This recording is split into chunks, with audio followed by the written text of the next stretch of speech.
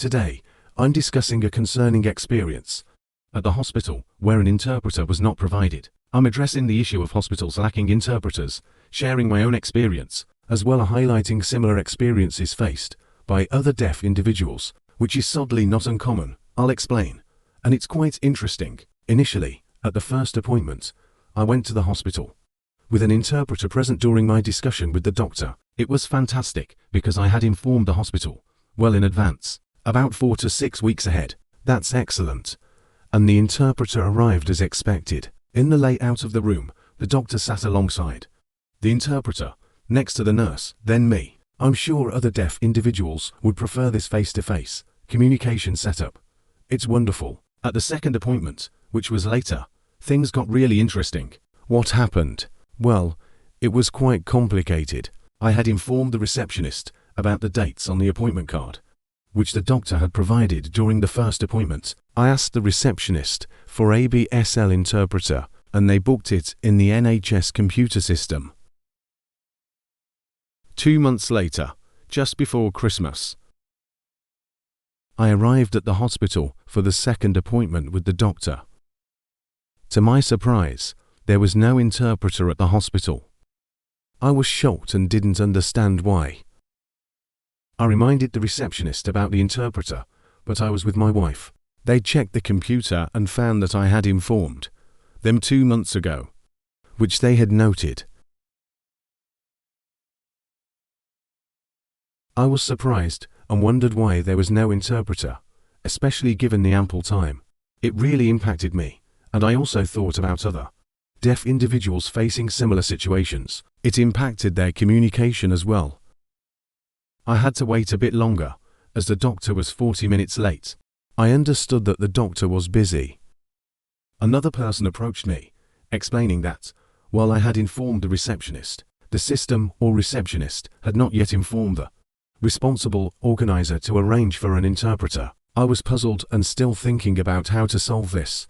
A third person approached me regarding the situation's outcome, stating that I was not allowed to request this from the receptionist. I was confused. I realized that the doctor had only made the request, and the hospital had taken it upon themselves to book and provide an interpreter. I found it interesting how the doctor's request played out. When I entered the doctor's office, the doctor wrote on a piece of paper, "I'm very sorry, we haven't booked an interpreter. Can you communicate on this?" When I sat down next to my wife, she remarked, "Well, English written on the paper, back and forth. What if I don't understand some words? What if I don't understand some words? That's not smooth communication." But during the first meeting, the interpreter was there, and the communication flowed smoothly. It was a completely different experience. The doctor assured me that they would book an interpreter for next time. Let me think about it. Hold on, wait. And why? At the first meeting, it lasted 30 minutes at most.